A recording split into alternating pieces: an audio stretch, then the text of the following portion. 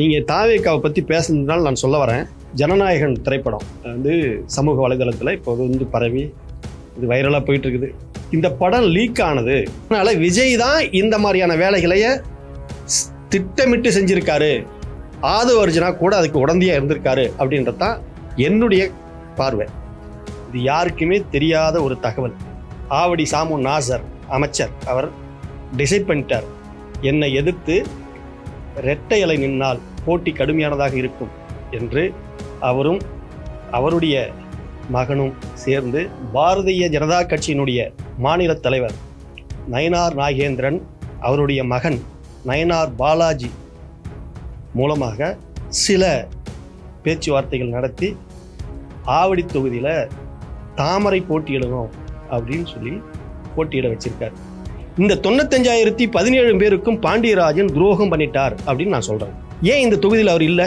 அப்போ வெற்றி பெற்றால் மட்டும்தான் நீங்கள் இருப்பீங்க, தோல்வி அடைஞ்சா இருக்க மாட்டீங்க, இந்த மக்களோட இருக்க மாட்டீங்களா சார்? நாசர் இந்த மண்ணின் மைந்தன் சார், தோல்வி அடைஞ்சாரு. ஆனால் இந்த மண்ணை விட்டு எங்கேயும் போகல. கல்யாணம், காது குத்து, நல்லது கெட்டது அத்தனையும் கட்சிக்காரன் வீட்டு வாசல்ல போய் நிற்பார். யார்கிட்டயே பிச்சை வாங்குற மாதிரி வாங்கினார் சார். அரிசியை வாங்கி இந்த மக்களுக்கு கொண்டு போய் சேர்த்தார் சார். கொரோனா காலகட்டத்தில் அன்னைக்கு ஆளுங்கட்சியாக இருந்தது அதிமுக 1 கிலோ அரிசி கொடுக்கறதுக்கு முன் வரல சார். இவர் கொடுக்கறத பார்த்துட்டு தான் சில இடங்களில் பாண்டியராஜன் கொடுக்க முன் வந்தார். உதயசூரியன் சின்னத்தில் போட்டியிடுகிற அனைத்து வேட்பாளர்களும் வெற்றி பெறுவார்கள். பாரதிய ஜனதா கட்சியை எதிர்த்து உதயசூரியன் சின்னத்தில் போட்டியிடுகிற திராவிட முன்னேற்ற கழகத்தினுடைய வேட்பாளர்கள் அனைவரும் வெற்றி பெறுவார்கள். இதை ஏன் சொல்கிறேன் அப்படின்னா, பாரதிய ஜனதா கட்சியினுடைய இந்த முறை ஷீட் ஷேரிங்கில் பிஜேபி தோற்கக்கூடிய இடங்களில் எல்லாமே ஒரு எடப்பாடி முன்னாள் முதலமைச்சர் தற்போதைய எதிர்க்கட்சி தலைவர் திரு எடப்பாடி பழனிசாமி அவர்கள் பாரதிய ஜனதா கட்சிக்கு திட்டமிட்டு ஒதுக்கியிருக்கிறார்.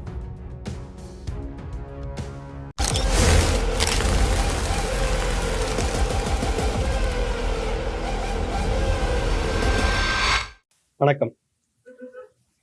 ஆவடி சட்டமன்ற தொகுதியில் 4 முனை போட்டி இப்போது இருக்குது. அதில் முதன்மையானது திராவிட முன்னேற்ற கழகத்தினுடைய தலைமையில் ஆவடி சாமு நாசர் அவர் தற்போது அமைச்சராக இருக்காரு. அவர் மீண்டும் இந்த களத்தில் போட்டியிடுறாரு. அவரை எதிர்த்து இரட்டை இலை சின்னம் போட்டியிடுவதாக இருந்தது. ஆனால் ஆவடி சாமு நாசருக்கு இருக்கக்கூடிய இயற்கையான ஒரு திறமை, அதாவது நான் வேட்பாளராக நிற்கணுமா வேண்டாமான்றதும் நான் தான் டிசைட் பண்ணுவேன், எனக்கு எதிரி யார் நிற்க வேண்டும் என்பதையும் நான் தான் டிசைட் பண்ணுவேன் அப்படின்றதுல நாசர் டிசைட் பண்ண வேட்பாளர் தான் அஸ்வின் என்கின்ற பாரதிய ஜனதா கட்சியினுடைய வேட்பாளர். இது யாருக்குமே தெரியாத ஒரு தகவல். யாருக்குமே தெரியாது இந்த தகவல். 3 மாதத்துக்கு முன்பு ஆவடி சாமு நாசர் அமைச்சர் அவர் டிசைட் பண்ணிட்டார், என்னை எதிர்த்து இரட்டை இலை நின்னால் போட்டி கடுமையானதாக இருக்கும் என்று அவரும் அவருடைய மகனும் சேர்ந்து பாரதிய ஜனதா கட்சியினுடைய மாநில தலைவர் நயினார் நாகேந்திரன் அவருடைய மகன் நயினார் பாலாஜி மூலமாக சில பேச்சுவார்த்தைகள் நடத்தி ஆவடி தொகுதியில் தாமரை போட்டியிடணும் அப்படின்னு சொல்லி போட்டியிட வச்சிருக்கார். அதாவது அவரை எதிர்த்து யார் வேட்பாளராக நிற்க வேண்டும் என்பதையே நாசர் தான் டிசைட் பண்ணார். அந்த விதத்தில் இங்க பாஜக போட்டியிடுகிறது. தாமரை சின்னம் உதயசூரியனை எதிர்த்து போட்டியிடுகிறது. இயல்பாகவே தெரியும் தாமரை சின்னம் தமிழ்நாட்டில் எடுபடாது அப்படின்னு சொல்லிட்டு. தமிழ்நாட்டில் தாமரை சின்னம் 27 இடங்கள்ல போட்டியிடுகிறது. அது குறிப்பா இன்னும் 33 இடங்கள்ல இன்னும் ஒரு சில தொகுதி, அதாவது தமிழ் மாநில காங்கிரஸ் நிற்கக்கூடிய 5 தொகுதிகளும் தாமரை சின்னத்தில் தான் நிற்குது. ஒரு 33 இடங்கள்ல தாமரை சின்னம் போட்டியிடுகிறது. அந்த 33 இடங்கள்ல, அதை குறிப்பா பாரதிய ஜனதா கட்சி போட்டியிடுகின்ற 27 தொகுதிகளில் 17 தொகுதி நேரடியாவே அதிமுக மோதுகிறது. நேரடியாவே திராவிட முன்னேற்ற கழகம் மோதுகிறது. உதயசூரியன் சின்னமும் தாமரை சின்னமும் நேரடியாக களத்தில் இருக்குது. இந்த நேரடியாக களத்தில் இருக்கக்கூடிய அனைத்து தொகுதிகளிலுமே இன்னைக்கு நான் சொல்றேன், எழுதி வச்சுக்கோங்க, உதயசூரியன் சின்னத்தில் போட்டியிடுகிற அனைத்து வேட்பாளர்களும் வெற்றி பெறுவார்கள். பாரதிய ஜனதா கட்சியை எதிர்த்து உதயசூரியன் சின்னத்தில் போட்டியிடுகிற திராவிட முன்னேற்ற கழகத்தினுடைய வேட்பாளர்கள் அனைவரும் வெற்றி பெறுவார்கள். இதை ஏன் சொல்றேன் அப்படின்னா, பாரதிய ஜனதா கட்சியினுடைய இந்த முறை ஷீட் ஷேரிங்ல பிஜேபி தோற்கக்கூடிய இடங்களில் எல்லாமே ஒரு எடப்பாடி, முன்னாள் முதலமைச்சர் தற்போதைய எதிர்க்கட்சி தலைவர் திரு எடப்பாடி பழனிசாமி அவர்கள் பாரதிய ஜனதா கட்சிக்கு திட்டமிட்டு ஒதுக்கியிருக்கிறார். நாம ஒரு பத்திரிகையாளர் என்ற அடிப்படையில் நாம நினைக்கிறது, போன முறை 4 தொகுதிகளில் பாரதிய ஜனதா கட்சி வெற்றி பெற்றாங்க. இந்த முறை அந்த 4 தொகுதிகளில் வெற்றி பெற்றுட்டாலே பெரிய ஆச்சரியம். அப்படிதான் இருக்கு கல யதார்த்தம். தமிழ்நாடு பிஜேபியினுடைய தலைவர் நயினார் நாகேந்திரன் போட்டி எடுக்கக்கூடிய சாத்தூர் தொகுதியே அவருக்கு களத்துல சரியா இல்லை அப்படின்றது தான் இப்ப கிடைக்கக்கூடிய தகவல். இந்த சூழ்நிலையில ஆவடியில அமைச்சர் சாமு நாசரை எதிர்த்து அஸ்வின் சொல்லக்கூடிய அந்த வேட்பாளர் தாமரை சின்னத்தில் போட்டியிடுகிறார். தமிழ்நாட்டில் பிஜேபிக்கு எதிர்ப்பு அலை நிச்சயமா இருக்குது. அந்த எதிர்ப்பு அலையில தேவையில்லாத ஒரு சுமையை அதிமுக பிஜேபியை சுமந்துக்கிட்டு வர்றதுனால, அதாவது நீச்சல் தெரியாதவன் தோல்ல ஏறிட்டா கடல்ல குதிச்சோம்னா நீச்சல் தெரிஞ்சவனும் உள்ள இழுத்துட்டு போயிடுவாங்க. அந்த மாதிரிதான் ஒரு நல்ல நீச்சல் தெரிந்த ஒரு கட்சி அதிமுக.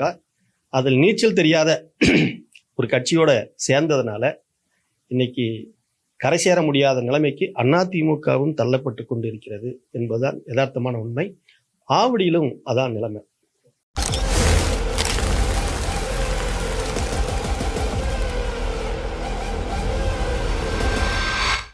இலவசன்றதை நீங்க தவறா கருதுறீங்க. ஒரு விஷயத்தை நம்ம உள்வாங்கிக்கணும். ஒரு கல்லூரி படிக்கக்கூடிய ஒரு மாணவி சொன்னாங்க, ஒரு நீதிபதி இருக்காங்க, நீதிபதி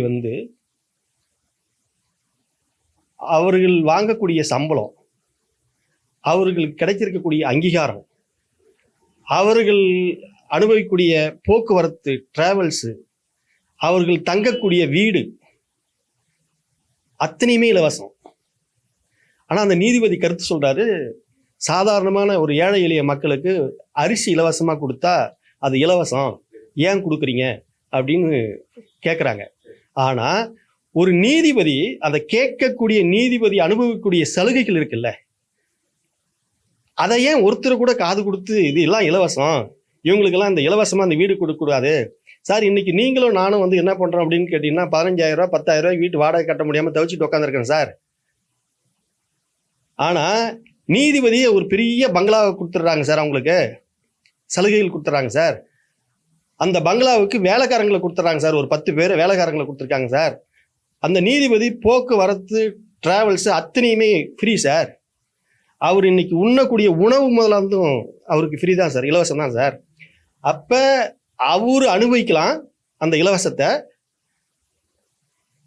அரசு ஊழியராக இருக்கக்கூடிய கலெக்டர்கள், எஸ்பி, இன்னும் உயர் பதவியில் இருக்கக்கூடிய அத்தனை அதிகாரிகளும் அனுபவிக்கக்கூடிய சலுகைகளை விடவா சாதாரணமா ஏழை ஒரு 2,000 ரூபாய் வாங்குறதுல அனுபவிச்சுட்டு போறான்? சாதாரணமான ஏழை வாங்கக்கூடிய ஒரு 1000 ரூபாய் உரிமை தொகை வாங்கக்கூடிய அது உங்க கண்ணுக்கு உறுத்திட்டு இருக்குது. இந்த நபர்களுக்கு எல்லாமே என்ன அப்படின்னு சொல்லி கேட்டீங்கன்னா இலவசம் கொடுக்குறாங்க. கடன்ல இருக்குது நாடு. இந்தியா கடல் இல்லாம இருக்குதா? ஏன் அமெரிக்கா சொல்லக்கூடிய, அமெரிக்காவிலே இன்னைக்கு கடல்ல மூழ்கிட்டு இருக்கு சார். ஈரான் அமெரிக்கா வார்ல இன்னைக்கு அமெரிக்கா மிகப்பெரிய ஒரு கடல்ல மூழ்கிட்டு இருக்குது. அப்படி கம்பேர் வைத்து பார்க்கும்போது தமிழ்நாட்டை நீங்கள் 10 லட்சம் கோடி கடன் இருக்குதுன்றத அதே நேரங்களில் வளர்ந்துருக்குது. இந்த 10 லட்சம் கோடியை கடனை எடுத்து நம்ம நாடு முதலமைச்சர் வந்து எங்கே கொண்டு கொடுத்துட்டாரு? சாதாரணமான மக்கள் கையில் தான் கொடுத்துருக்காரு. அந்த மக்கள் கையில் இருக்க கொடுத்து இப்போ பொருளாதாரம் வந்து என்ன அப்படின்னு சொல்லி கேட்டிங்கன்னா ரொட்டேஷன் பொருளாதாரம். அது நீங்கள் 1000 ரூபா அவங்க கையில் கொடுத்தீங்க அப்படின்னு சொல்லி கேட்டிங்கன்னா அந்த 1000 ரூபாய்க்கு அவங்க அப்படியே எடுத்துக்கொண்டு ஏதாவது ஒரு பொருளை வாங்குறதுக்கு கொண்டு போயிடுவாங்க. எல்லோரும் கொண்டு போயிட்டு அந்த 1000 ரூபாய் கொண்டு போயிட்டு பீரோவில் வச்சு பூட்டி அதை எடுக்கவே எடுக்காத நபர்கள்லாம் யாரும் கிடையாது. அதை எடுத்து அடுத்தது ரொட்டேன் கடைக்கு வந்துடும். அப்போ கிராம பொருளாதாரம் என்பது இங்கே பசி இல்லாமல் பட்டினி இல்லாமல் வறுமை இல்லாமல் இங்கே பாதுகாக்கப்படுகிறது. அதனால் இலவசம் என்று எதுவுமே கிடையாது. அந்த மக்களுக்கு கொடுக்கக்கூடிய அடிப்படை உரிமைகளை தான் இந்த தமிழ்நாடு அரசு கொடுத்துட்டு இருக்கிறத ஒழிய கல்வி ஃப்ரீயாக கொடுக்கறது வந்து உங்களுக்கு இலவசமா? இங்கே இருக்கிற மருத்துவமனை கட்டி ஃப்ரீயாக கொடுத்துருக்கிறது இலவசமா? நீங்கள் எதை இலவசம் அப்படின்னு சொல்கிறீங்க? 1000 ரூபாய் காசு கொடுக்கறது உங்களுக்கு இலவசமா? 1000 ரூபான்றது வந்து அவங்களுடைய உரிமை சார். நீங்கள் பெண்களுக்கு வந்து பேருந்து பயணம் கொடுக்கறது வந்து இலவசம் அப்படின்னு சொல்லி அதெல்லாம் கொச்சைப்படுத்துறது கிடையாது. 2000 வருஷமா 3000 வருஷமா பெண்கள் ஒடுக்கப்பட்டு இருந்தாங்க, அடிமை வாழ்க்கை வாழ்ந்துட்டு இருந்தாங்க. கொஞ்சம் கொஞ்சமாக தான் பெண்கள் இன்னைக்கு படிக்க ஆரம்பிச்சிருக்காங்க சார். உங்களுக்கும் எங்களுக்கும் வந்து வேணாலும் அந்த பஸ்ஸில் போகிறது வந்து ஃப்ரீயாக ஒன்று இன்னைக்கு வந்து நம்ம வசதி வாய்ப்புகள் இருந்திருக்கலாம் அப்படின்னு மாதிரி தெரியலாம் சார். ஐயா 50,000 ரூபா சம்பளம் வாங்குறவனுக்கு அந்த பஸ்ஸு தேவைப்படாது. 10,000 ரூபா சம்பளம் வாங்குற பெண்கள் இருக்காங்கல்ல, அவங்க எங்கே போய் இங்கேருந்து நீங்கள் இப்போ நம்ம ஸ்டுடியோவில் நாம் இந்த பேட்டி எடுத்துகிட்டு இருக்கக்கூடிய இந்த இடங்கள்ல இருந்து 51 எஸ்டேட்டுக்கும் சிட்டிக்கு உள்ளவும் போயிட்டு ஒரு தூய்மை பணியாளர் போயிட்டு ஒரு 10,000 ரூபா சம்பளம் வாங்கக்கூடிய ஒரு பெண் போயிட்டு ரிட்டர்ன் வர்றதுக்கு ஃப்ரீயாக பஸ்ஸில் போனால் தான் அந்த 10,000 ரூபா உங்களுக்கு வீட்டுக்கு பயன்படும். இல்லைன்னா 2,000 ரூபா அதில் வந்து போயிடும். ஸோ இந்த 10,000 ரூபா சேலரி வாங்குறவங்க எவ்வளோ பேர் இருப்பாங்க பாருங்க, கணக்கு போட்டு பாருங்க. 50,000 ரூபா சேலரி வாங்குறவங்க எவ்வளோ பேர் இருப்பாங்க? 10,000 ரூபா 12,000 ரூபா சேலரி வாங்குற பெண்கள் எத்தனை பேர் இருப்பாங்க? இவங்க தான் அதிகம். அப்போ இந்த பெண்களுக்கு பேருந்து பயணங்கள் இலவசமாக கொடுக்கறதுல எந்த விதத்திலையும் தவறு கிடையாது. அந்த பெண்கள் இன்னைக்கு நம்பிக்கை பெற்றிருக்கிறாங்க. ஒரு உரிமை தொகை கிடைக்குதுன்றதுனால தன்னம்பிக்கையோடு இருக்காங்க. நம்மளை பாதுகாக்க இந்த அரசாங்கம் இருக்குது, நமக்கு வயதாகி போனாலும் இந்த அரசாங்கம் நம்மளை பாதுகாக்கின்ற நம்பிக்கை அவங்கள்ட்ட இருக்குது. அவங்க ஒரு ஊருக்கோ மற்றதுக்கோ ஒரு வேலைக்கோ போகிறதுக்கு யாரையும் எதிர்பார்க்க தேவையில்லை. பஸ்ஸை பிடிச்சி அவங்க பாட்டுக்கு வெளியில் வந்துடலாம். வெளியில் வந்து டவுனில் ஒரு கடையிலேயோ எங்கேயாவது வேலை பார்த்துட்டு போயிடலாம். இதெல்லாம் இலவசம் என்பது ஒன்று கிடையவே கிடையாது. அரசாங்கத்தினுடைய உயர் பதவியில் வைத்துட்டு லட்சக்கணக்கில் சம்பளம் வாங்கிட்டு அவங்க அனுபவிச்சுட்டு இருக்கிறது தான் சார் இலவசம். இது பேர் இலவசம் கிடையாது.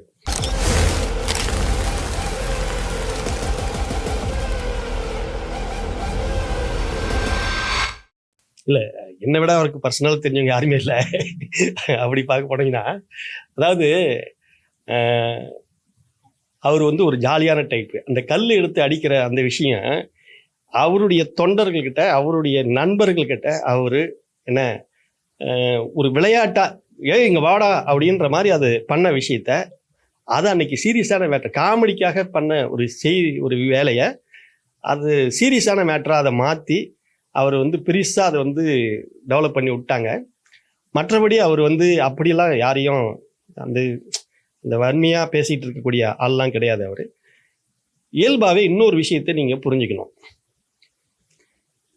நாசருக்கும் மற்ற வேட்பாளர்களுக்கும் உள்ள டிஃப்ரெண்ட்டு. நீங்கள் உதாரணமாக பாண்டியராஜன் இங்கே போட்டிட்டார் 2016.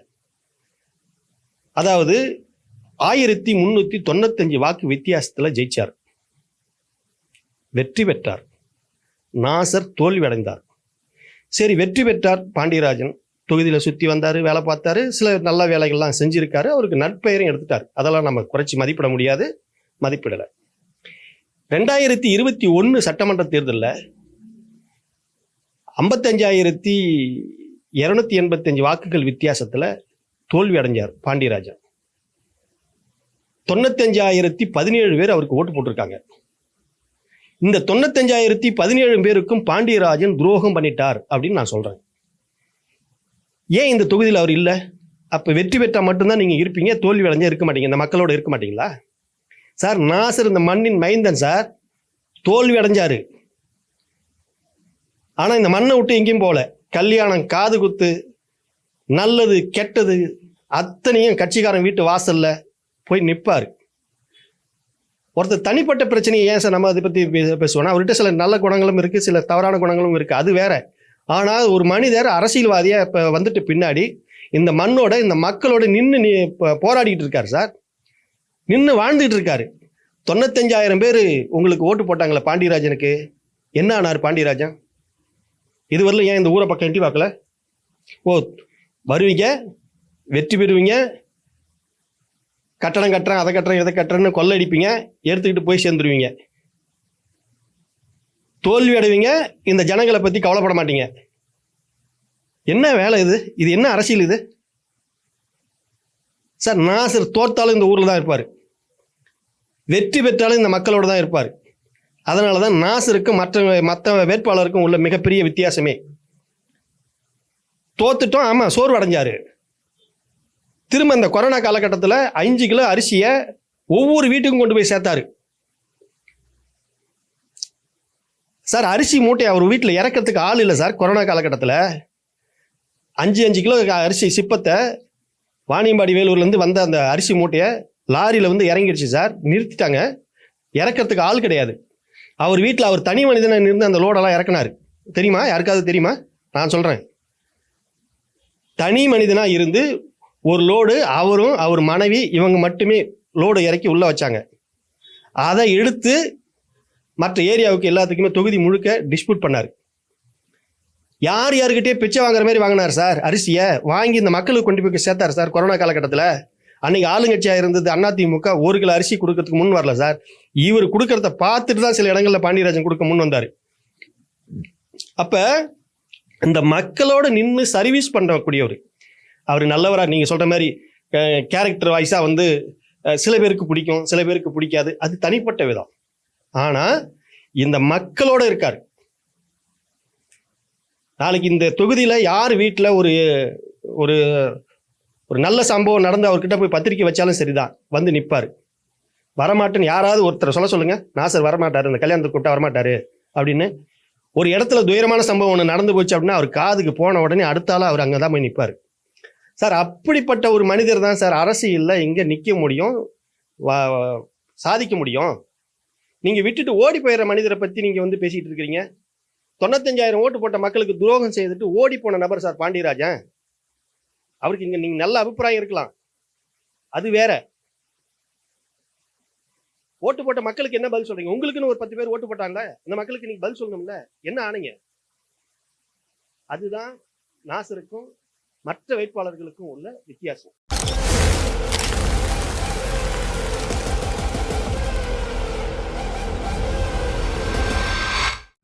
ஆவடி சட்டமன்ற தொகுதியில் 4,28,772 வாக்காளர்கள் இருக்காங்க. அதில் இந்த முறை கணக்கெடுத்துக்கிட்டா ஒரு 80% போலாகிறதுக்கான வாய்ப்பு இருக்குது.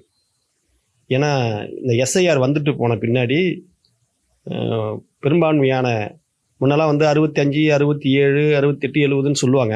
ஆனால் இந்த முறை வந்து 80% குறையாமல் வாக்குப்பதிவு நடக்கும். அப்படி பார்க்க போனால் 3,45,000 50,000 வாக்குகள் பதிவாகும். அதில் என்னுடைய கணிப்பு 1,60,000 இருந்து 75,000 வரை, 1,75,000 வரை திராவிட முன்னேற்ற கழகத்தினுடைய வேட்பாளர் அமைச்சர் ஆவடி சாமு நாசர் வாங்குவார் அப்படின்றதுல நான் நம்புகிறேன். 1,60,000 கீழே குறையாது அவருடைய ஓட் பேங்க். அதற்கு அடுத்ததா களத்தில் இருக்கக்கூடிய வேட்பாளர் அஸ்வின், பாரதிய ஜனதா கட்சியினுடைய வேட்பாளர். அதுக்கு அடுத்ததா தாவேகனுடைய வேட்பாளர் ரமேஷ்குமார். இவங்க 2 பேர்த்துக்கும் கடுமையாக போட்டி இருக்கும். இவங்க 2 பேர்த்துல யார் அதிகமாக ஓட்டு வாங்கிறது அப்படின்றதுல கடுமையாக போட்டி இருக்கும். அதிமுக கூட்டணி வந்து சரியா மெர்ஜ் ஆகலை. இங்கே அதிமுக காரங்களாம் ஃபீல் பண்ணுறாங்க, என்ன சொல்லி போய் ஓட்டு கேட்கறது, தாமரைக்கு போய் எப்படி சார் ஓட்டு கேட்கறது அப்படின்ற மாதிரி ரொம்ப அதிமுகவில் இருக்கக்கூடிய நண்பர்களே பேசும்போதே சொல்றாங்க, எல்லாம் எப்படி போய் கேட்கறதுனே தெரியல அப்படின்னு சொல்லிட்டு. அதனால இன்னும் அவங்க சரியான அளவுல மெர்ஜி ஆகல. அதனால அந்த கூட்டணி பெருசா எடுபடாது. என்ன கேட்டா செகண்ட் பிளேஸ் தாவேகாவா அல்லது தாமரையா அப்படின்றதுல கடுமையான போட்டி இருக்கும். அதுல 25% ஒரு 27%, 28% தாமரை வாங்கலாம். 20% குறையாமல் தாவேகா வாங்குறதுக்கான வாய்ப்பு இருக்கு. அதே மாதிரி புனிதா சண்முகம் நாம் தமிழர் கட்சியினுடைய வேட்பாளர். அவங்க ஊருக்கு புதுசு, அவங்க இந்த ஊருக்காரங்களே கிடையாது. அதே மாதிரி தமிழக வெற்றி கழகத்தினுடைய வேட்பாளரும் இந்த ஊருக்காரர் கிடையாது. இவங்க 2 பேருமே இந்த தொகுதிக்கு அப்பாற்பட்ட நபர்கள், தொகுதியை சார்ந்தவங்க கிடையாது. ஆனா தாமரை சின்னத்தில் நிற்கக்கூடிய வேட்பாளர் அஸ்வின் இந்த தொகுதியில திருவேற்காடு பகுதியை சார்ந்தவர். அதனால 2 பேரும் தொகுதிக்கு சொந்தக்காரர்கள் தான், அதுல மாற்றுக்கிறது கிடையாது. தமிழ் மாநில தாவேகாவும் நாம் தமிழர் கட்சியினுடைய வேட்பாளர் 2 பேரும் இந்த தொகுதிக்கு புதியவர்கள், எங்கேயோ வெளி மாவட்டங்கள்ல இருந்து இங்க வந்திருக்கிறாங்க அப்படின்றதான் நமக்கு கண்கூட தெரியுது.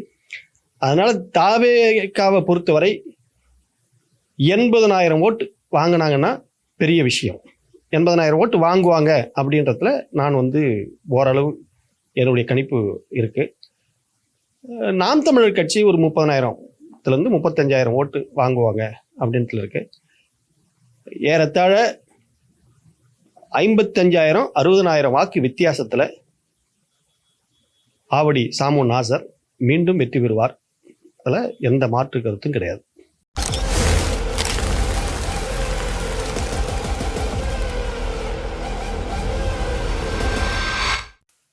இது எல்லாம் கொஞ்சம் அது புரியாம பேசுறாங்க. அது மாதிரி தான் நான் அதை எடுத்துக்கிறேன். அது பெரிய இதாக எடுத்துக்கலாம். நீங்க அந்த தூத்துக்குடிக்கு போன அந்த நபர்களெல்லாம் நீங்க பாருங்க, எந்தெந்த மாவட்டத்துல இருந்து அவங்கள பேருந்து வச்சு அழைச்சிக்கிட்டு போனாங்கன்றது உங்களுக்கு தெரியுமா? இப்ப ஒரு தொகுதியில அவரு பிரச்சாரத்துக்கு போறாரு, ஒரு ஸ்டார் தான், அதுல மாற்றுக்கிறது கிடையாது. விஜய் மிகப்பெரிய ஒரு ஸ்டார். அந்த ஸ்டார் வேல்யூ உள்ள ஒரு நபர் ஒரு இடத்துக்கு பிரச்சாரத்துக்கு போறாரு. உதாரணத்துக்கு திருவள்ளூருக்கு வராரு அப்படின்னு வச்சுக்கோங்க. இப்ப திருவள்ளூருக்கு வராரு அப்படின்னு சொல்லி கேட்டீங்கன்னா கூட்டம் எங்க இருந்து எல்லாம் போகலாம்? ஆவடியிலிருந்து போகலாம், பூந்தமல்லியிலிருந்து போகலாம், கும்படிப்பூண்டியிலிருந்து போகலாம், திருத்தணியிலிருந்து வரலாம். இதானே ஒரு லிமிட்டு. அப்ப ஒரு தொகுதிக்கு 10,000 பேர் போகலாம் அப்படின்னு வச்சுங்க. இங்க இருக்கிற இளைஞர்கள் ஒரு 10,000 பேர் இருப்பாங்களா? 10,000 பேர் போகலாம். இப்ப 6 தொகுதிக்கும் சேர்த்து ஒரு 60,000 பேர் போகலாம். அவ்வளவுதான் கூட முடியும். உங்களுக்கு 10 லட்சம் பேர் கூடுறான், 20 லட்சம் பேர் கூடுறான், 15 லட்சம் பேர் கூடுறான். இந்த கதைலாம் எங்கேருந்து வருது? இந்த கதையை நீங்க நம்பினீங்க அப்படின்னு சொல்லி கேட்டீங்கன்னா, அல்லது வெளி மாவட்டங்கள்ல இருந்து திட்டமிட்டு அழைச்சிட்டு போறாங்க. அதெல்லாம் இந்த தகவல் இருக்கு. பேருந்துல அழைச்சிட்டு போறதுன்றதெல்லாம் நீங்க மதுரை பகுதியிலிருந்து நிறைய வாகனங்களை அந்த பக்கம் அழைச்சிட்டு போயிருக்காங்க. சார், இது ஒரு தொகுதியினுடைய பிரச்சாரத்துக்கு போறாரு சார், மாநாடு கிடையாது. இது ஒரு தொகுதியினுடைய பிரச்சாரத்துக்கு அல்லது ஒரு மாவட்டத்தினுடைய பிரச்சாரத்துக்கு போறவரு அவர் எப்படி ஒரு மாநிலம் முழுக்க இருந்து தொண்டர்களை அழைச்சிட்டு போற மாதிரி ஒரு செட் பண்றாங்க. அவங்க ஒரு நெரட்டிவ்ஸ் அவங்க செட் பண்றாங்க. தாவேக்காரர்கள் இந்த கட்சி தொடங்கின காலகட்டத்திலிருந்து அவங்க செட்டிங் தான் எல்லாமே புழுகு மூட்டை சார். அவனுங்க நீங்க தாவேக்காவை பத்தி பேசுனதுனால நான் சொல்ல வரேன், நல்லா நோட் பண்ணிக்கங்க. நான் சொல்றேன், தன்னுடைய மனைவி விவாகரத்து வழக்கு பதிவு பண்ண பின்னாடி நீங்க எந்த லேடி மேல அந்த அம்மா சங்கீதா சந்தேகப்பட்டாங்களோ அதே லேடி கூட தோல் மேல கை போட்டுக்கிட்டு பொது இடத்துக்கு இன்னொரு நிகழ்ச்சிக்கு போய் காட்டுற அப்படின்னு சொல்லி கேட்டீங்கன்னா நீ யாரு? இந்த சமூகத்துல உன்னை நம்பி இருக்கக்கூடிய இளைஞர்களுக்கு நீ என்ன சொல்லி கொடுக்க வந்திருக்க? இதை விட கேவலமான ஒரு மனிதனை என் மனைவிலாம் ஒன்றுமே கிடையாது, ஆமாம் நான் இப்படி தான் இருக்கேன், பொது வெளியிலே காட்டிடுறேன், நீ என்ன ரகசியமாக அதை சொல்லிடுறது எனக்கு அப்படின்னு மனைவிக்கு சொல்கிறதுக்கு அந்த போட்டியா பொதுவெளியில் கொண்டுட்டு வந்து நீ யாருன்னு அப்பட்டமாக தோல் உரிக்கப்பட்ட ஒரு அயோக்கிய பயலாக மாறி போயிடுச்சு. இதை நான் ஓப்பனாக சொல்கிறேன். அதுக்கு அடுத்தது நீங்கள் பாருங்கள், கண்டினியூவாக பாருங்கள். விஜய் கிட்ட ஏதாவது உண்மை, ஒரே ஒரு இடத்துல உண்மை பேசியிருக்காரு, விஜய் உண்மையாக நடந்துக்கிட்டாரு, இந்த சமுதாயத்தில் அவர் வந்து அவருக்கு சார்ந்து இருக்கக்கூடிய அவரை பின்தொடரக்கூடிய தொண்டர்கள்கிட்ட உண்மையாக நடந்துக்கிட்டாரு அப்படின்னு ஒரே ஒரு இடத்த சொல்லுங்க. கரூர் போறாரு சார், 41 பேர் இறந்து போயிட்டாங்க சார், அது அவருக்கே முழு பொறுப்பே இல்லாமல் கூட இருக்கலாம் சார். நான் என்ன கேட்குறேன், யாருக்காக அந்த கூட்டம் வந்தது? ரொம்ப சிம்பிளான கேள்வி. எனக்கு அதுக்கு சம்பந்தமே இல்லைன்றது எந்த விதத்தில் நியாயம்? அது இன்னைய வரலும் ஒரு மேடையில் போய் நின்றுக்கிட்டு நான் நீதி கேட்க வந்திருக்கிறேன் அப்படின்னு சொல்கிறேன். கரூரில் என்ன தாக்குனீங்க அப்படின்னு சொல்கிறேன். இது என்ன அயோக்கியத்தனம் சார்? அரசாங்கம் பொறுப்பு இருக்குமா? இருக்கலாம், வச்சுக்கோங்க, உங்கள் சார்பாகவே நான் உங்களுக்காக வரேன். ஆனால் அந்த சம்பவம் யாரை பார்க்க வந்த நபர்கள், யாருக்காக நடந்தது, எனக்கு அதுக்கு சம்பந்தமே இல்லை அப்படின்னு சொல்லி நீ கை கழுவி விட்டுட்டு வெளியில் நிற்கிற அப்படின்னு சொல்லி கேட்டீங்கன்னா அதை விட அயோக்கியத்தனம் வேற ஏதாவது இருக்கா? தஞ்சாவூரில் ஒரு பையன் ஆக்சிடெண்ட்டில் இறந்து போயிட்டான். அந்த பையனை போய் பார்த்தீங்களா? ஏன் நேற்று 2 நாளைக்கு முன்னாடி போனீங்களா? அப்போ ஒரு ஆக்சிடென்ட் ஆச்சு, ஒரு பையன் கீழே விழுந்துட்டானே, அதெல்லாம் சமூக வலைதளத்தில் பரவுதே. நீங்கள் ஏதாவது ஒரு போலீஸுக்கு ஒரு கம்ப்ளைண்ட் கொடுத்துறீங்களா? சார் என் பின்னாடி வரவங்கள தடுத்து நிறுத்துங்க, நான் அதுக்கு முழு ஒத்துழைப்பு கொடுக்குறேன் அப்படின்னு ஏதாவது ஒரு ட்விட்டரில் போட்டிருக்கீங்களா சார்? அப்போ உன்னை தேடி வரவங்க வீழ்ந்து அடிபட்டு எவன் வீட்லையாவது இழவு வீழ்ந்தாலும் பரவாயில்ல, நான் சேஃபாக போயிட்டு வரணும் அப்படின்றத தாண்டி நீ தனி விமானத்தில் பயணம் பண்ணுறதை தாண்டி உங்கள்கிட்ட என்ன புரிதல் இருக்குது, என்ன அரசியல் தெளிவு இருக்குது சார்? நான் ஓப்பனாகவே சொல்கிறேன் சார், இவங்கெல்லாம் வந்து இந்த நாட்டுக்கு மிகப்பெரிய ஆபத்தான மனிதர்கள் சார். இவங்க உங்களுக்காக ஜனநாயகன் படம் வந்து ரிலீஸ் ஆகலை அப்படின்னு சொன்னீங்கல்ல, ஜனநாயகன் படம் ரிலீஸ் ஆகலை அப்படின்னு நீங்கள் சென்சார் போர்டில் தடை பண்ணி வச்சுருக்காங்கன்னு சொல்லும்போது, இந்த நாட்டினுடைய இந்தியாவினுடைய எதிர்கட்சி தலைவர் ராகுல் காந்தி அதுக்கு கண்டிச்சாரு சார், முதலமைச்சர் கண்டிச்சாரு, இவங்க எல்லாம் கண்டிச்சிட்டாங்களே. நீங்கள் ஒரே ஒரு முறை எனக்காக நின்னவர்களுக்கு தலைவர்களுக்கு நன்றின்னு யாராவது சொன்னியா? நீ சொன்னியா? நீலாம் என்ன தலைவர்? இந்த நாட்டினுடைய எதிர்கட்சி தலைவர் ராகுல் காந்தி விட நீ என்ன பெரிய ஆளா? நான் கேட்குறேன், நீ எங்கேருந்து சார் வந்துட்ட? ஆகாயத்திலிருந்து வந்துட்டியா? நீ என்ன தேவ தூதரா? ஒரு பொது வெளியில் வந்து எனக்காக குரல் கொடுத்த, எனக்காக நின்ன தலைவர்களுக்கு நன்றி அப்படின்னு ஒரு வார்த்தை சொன்னியா? இல்லை.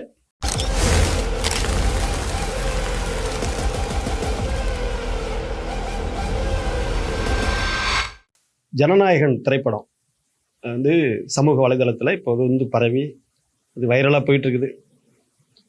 ஏறத்தாழ கோடிக்கணக்கான நபர்கள் கையில் இப்போ செல்ஃபோனில் வந்து அந்த படம் இன்னைக்கு வந்து இருக்குது. இந்த படம் லீக் ஆனது இது பாரதிய ஜனதா கட்சியை சேர்ந்த மத்திய அமைச்சர் எல் முருகனும் தமிழ்நாட்டினுடைய துணை முதலமைச்சர் உதயநிதி ஸ்டாலினும் சேர்ந்து இந்த சதி திட்டத்தில் ஈடுபட்டிருக்காங்க அப்படின்னு சொல்லி ஒரு ஆள் இருக்கார், ஆதவ அர்ஜுனான்னு சொல்லிட்டு, சரி ஓகே அவர் பற்றி வேண்டாம், ஒரு குற்றச்சாட்டு வைக்கிறார். நீங்கள் தொடர்ந்து கரூரில் நடந்த சம்பவமாக இருக்கட்டும், மற்ற எல்லா சம்பவத்துக்கும் திமுக தான் காரணன்றதுல ஒரு அபாண்டமான ஒரு குற்றச்சாட்டை பழிய போடுறதுன்றது தாவேக்காவில் இருக்கக்கூடிய எல்லோருக்கும் இன்னைக்கு கை வந்த கலையாக மாறி போச்சு. இது மிகப்பெரிய ஒரு அயோக்கியத்தனம், தவறான செயல். இது ஒரு துளி ஏதாவது ஒரு ஆதாரம், உண்மைத்தன்மை ஏதாவது இந்த பேசுகிறமே, நாம் ஒரு கட்சியினுடைய அடுத்த கட்ட தலைவராச்ச ஒரு பொறுப்புணர்வு வேண்டாம் சார்? ஒரு தலைவர் ஒரு கருத்தை சொல்கிறாங்க அப்படின்னு கேட்டிங்கன்னா ஒரு சின்னதாக ஒரு பொறுப்புணர்வு இருக்கணும் இல்லை? இந்த எவிடன்ஸ் வச்சுருக்கேன் சார், நானே இதுக்கு தான் சார் காரணம் அப்படின்னு ஏதாவது ஒன்று சொல்லணும் இல்லை? அப்போ பொறுப்புணர்வு இல்லாமல் ஒரு அயோக்கியத்தனமான நபர் தான் அந்த ஆதவ அர்ஜுனன். ஏதாவது ஒரு ஆதாரம் இருக்கணும். இப்போ அவங்கள பின்பற்றக்கூடிய எல்லாமே என்னவா ஆகுவாங்க? இப்போ நாம் அந்த வார்த்தையை சொல்லக்கூடாது, ஆனாலும் அவங்க அப்படித்தானே நடந்துக்கிறாங்க. அந்த தொண்டர்கள், அந்த இளைஞர்கள் எல்லாமே அப்படித்தானே நடந்துக்கிறாங்க. ஏதாவது ஒரு பொறுப்புணர்வு இருக்கா? தலைவன் முதல் தொண்டர்கள் வரை யாருக்கிட்டையாவது அந்த ஒரு பொறுப்புணர்வு இருக்கா? இல்லை. இந்த படம் ரிலீஸ் ஆகுது, லீக் ஆகுது அப்படின்னு சொல்லி கேட்டா யாருக்கு சார் லாபம்? இந்த படத்துல என்ன கண்டென்ட் வச்சிருக்கிறீங்க?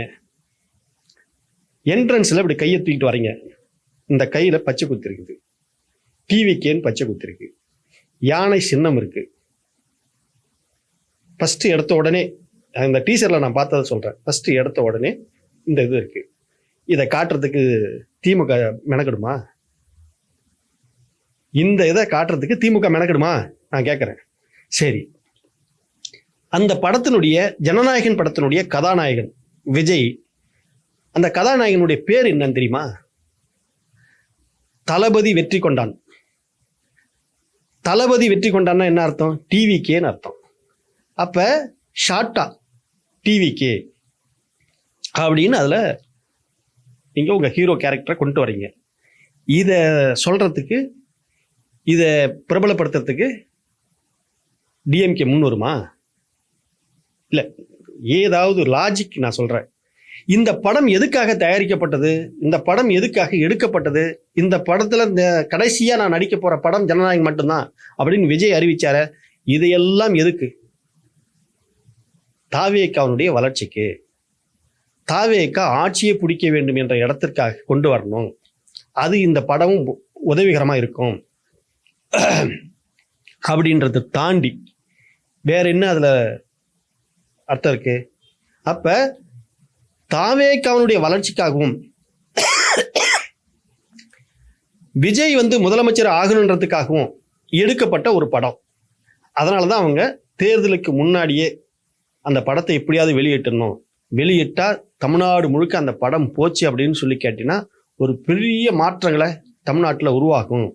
மக்கள் எல்லாம் அந்த படத்தை பார்த்துட்டு தாவேக்காவுக்கு ஓட்டு போட்டுருவாங்க அப்படின்ற அந்த கான்செப்ட்ல தான் அந்த படத்தை வெளியிடணும்னு சொன்னாங்க. இப்ப அந்த படம் சென்சார் போர்டுக்கு போச்சு. சென்சார் போர்டு போன உடனே அந்த படத்தை எதுக்காக நிறுத்தினாங்க அப்படின்னு கேட்டா, முஸ்லிமு பாம்புகளை எடுத்துக்கொண்டு போயிட்டு இந்துக்களுடைய கோயிலில் வைக்கிற மாதிரியும், அதை போய் இவர் தடுக்கிற மாதிரியும், இந்துக்களை ஒரு தீவிரவாதிகள் என்று இஸ்லாமியர்களை ஒரு தீவிரவாதி அப்படின்ற சித்தரிக்கிற அந்த கண்ணோட்டத்தோட எடுக்கப்பட்ட படம். அப்ப இது மிகப்பெரிய சமூகத்துல பிரச்சனையை உருவாக்கும் அப்படின்றதுனால சென்சார் அதுல தடை பண்ணிடுச்சு. சென்சார் அதனால தான் தடை பண்ணிடுச்சு. அதுக்கு அடுத்தது அதுல ஏன் இன்னொன்று கதை, டெப்டி சிஎம்ஏ கொலை பண்ற மாதிரி அதுல ஒரு சீன் இருக்கான். டெப்டி சிஎம் கொலை பண்ற மாதிரி ஒரு சீன் இருக்கான். இப்ப அமைச்சர்கள்லாம் இவருக்கு சாட்டையெல்லாம் அடிக்கிற மாதிரி ஒரு சீன் இருக்கு. இதையெல்லாம் வச்சு நீங்க இந்த படத்தை வெளியில கொண்டுட்டு வந்தா திமுகவை டைட்டா கார்னர் பண்ணி எடுக்கப்பட்ட படம், நேரடியா மோதக்கூடிய படம். அந்த படத்தினுடைய கான்செப்டே எதிரி திமுக, ஹீரோ விஜய். இதுதான் அந்த படத்தினுடைய கான்செப்ட். இந்த படத்தை வெளியிடுறதுனால திமுகவுக்கு ஏதாவது ஆதாயம் இருக்கா? குறைந்தபட்சம். அப்ப இந்த படத்தை யார் வெளியிட்டிருக்க முடியும்? யார் லீக் பண்ணியிருக்க முடியும்? ஒன்று தயாரிப்பாளர், ஒன்று எடிட்டர், ஒன்று டைரக்டர், மூன்றாவது நான்காவது விஜய் மாதிரி இருக்கக்கூடிய பெரிய ஹீரோ. இவங்க 4 பேருக்கு தாங்க சார் அந்த கீயே இருக்கணும். இந்த 4 பேர்த்த தாண்டி இதை வெளியிடுறதுக்கான அவசியம் இல்லை. இப்ப தயாரிப்பாளர் என்ன ஆகுவாரு? நல்லா யோசிங்க. அவர் ஒரு 400-500 கோடி ரூபாய் போட்டு முதல் போட்டவர். அவர் பணத்தை நாசம் பண்ணிவிடுவாரா? அவர் வெளியிட்டுருவாரா? அப்படின்னா அவர் பணத்தை அவர் நாசம் பண்ண மாட்டார். வெளியிட அவரு 500 கோடி ரூபாய் சார், சும்மா சும்மா கிடையாது. அதை ஒருத்தர் அனாவசியமா தெருவில் போட்டு போக மாட்டான். எள்ளு அப்படின்னு சொல்லிக்கிறோமே, அந்த மாதிரி அனாவசியமா 500 கோடி ரூபாய் போட்டு போக மாட்டான் எங்கேயும். தயாரிப்பாளர் பண்ண மாட்டார் அந்த தவிர. அப்ப யார் பண்ணுவாங்க? எடிட்டர்கிட்ட இருக்கணும், டைரக்டர்கிட்ட இருக்கணும். சார் டைரக்டர் அந்த வேலையை பண்ண மாட்டான். நல்லா கேட்டுக்குங்க. ஏன் டைரக்டர் அந்த வேலை பண்ண மாட்டார்னா, வினோத்ன்ற ஒரு டைரக்டர் வந்து ஒரு அற்புதமான டைரக்டர். சதுரங்க வேட்டை படம்லாம் எடுத்தவர் அவர். நல்ல அற்புதமான டைரக்டர்.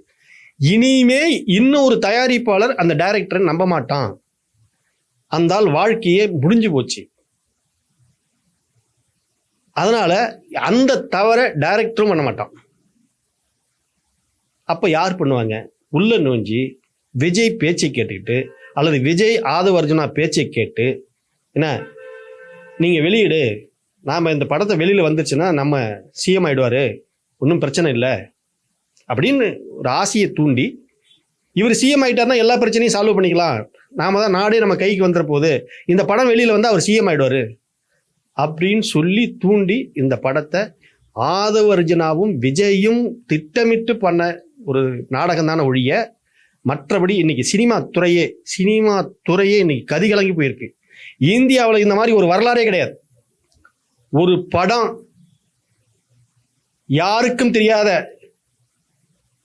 ஆயிரக்கணக்கான தொழிலாளர்கள் உழைப்பு, ஒரு சில தயாரிப்பாளர்கள்லாம் வீடு அடமானம் வச்சு வீட்டை விற்று காட்டை விற்று நகையை விற்றுலாம் படம் எடுக்கிறான் சார். அவன் படம்லாம் இந்த மாதிரிலாம் வந்து லீக் அவுட் ஆயிடுச்சு அப்படின்னு சொல்லி கேட்டீங்கன்னா சூசைட் பண்ணிக்குவான் சார். இது அவ்வளோ பெரிய ஒரு தொழிற்சாலை, அது சாதாரணமானது கிடையாது. ஒரு படம் வந்து தயாரிக்கணுன்றது வந்து எடுக்கணுன்றது, எடுத்து தியேட்டரில் நம்ம பார்க்கணுன்றது வந்து ஒரு மிக பிரமாண்டமான ஒரு உழைப்பு. அது சாதாரணமாக ஏதோ ஒன்று போகிற போக்கில் வந்து இல்லை. இப்போ நீங்கள் எடுக்கிறீங்க, இந்த வீடியோ எடுக்கிறீங்க, இந்த வீடியோவை நீங்கள் எடுக்கிறதுக்கு முன்னாடி இன்னொருத்த அந்த கண்டென்ட்டை வெளியே விட்டான்னா உங்களுடைய உழைப்பும் என்னுடைய உழைப்பும் எவ்வளோ பெரிய நஷ்டம் நம்ம ஃபீல் பண்ணுவோம். அப்போ ஆண்டு கணக்காக உழைச்சி ஒரு படத்தை எடுக்கிறான் அப்படின்னு சொல்லி கேட்டிங்கன்னா, அந்த படத்தை கேமராமேன், லைட்டிங் மேன், அவன் இவன் சைடு ஆக்டர்னு சொல்லி ஆயிரக்கணக்கான பேர் உழைப்பு சார். அது அந்த உழைப்பை ஒருத்தன் அனாவசியமா துச்சமா மதிக்கிறான் அப்படின்னு சொல்லி கேட்டா, அந்த துச்சமா மதிக்கக்கூடிய கேரக்டர் யார் அப்படின்னு சொல்லி கேட்டா விஜய் தான். 41 பேர் செத்து போனது வந்து விஜய் துச்சமா மதிச்சான் சார். இன்னை வரலாம் இதுவரையிலும் 56 பேர் இறந்திருக்காங்க சார் அந்த கட்சியில. இதுவரையிலும் அந்த இழப்பை பத்தி அந்த ஆள் கவலையே படலை சார். எந்த இழப்பை பத்தியும் கவலைப்படாத ஒரு ஜீவராசி விஜய். அதனால இந்த தயாரிப்பாளரோ அல்லது இந்த சினிமா துறையோ என்ன கவலைப்பட்டு வருந்தனால விஜய்க்கு கவலை கிடையாது. அதனால விஜய் தான் இந்த மாதிரியான வேலைகளைய திட்டமிட்டு செஞ்சிருக்காரு. ஆதவ அர்ஜுனா கூட அதுக்கு உடந்தையா இருந்திருக்காரு அப்படின்றதான் என்னுடைய பார்வை.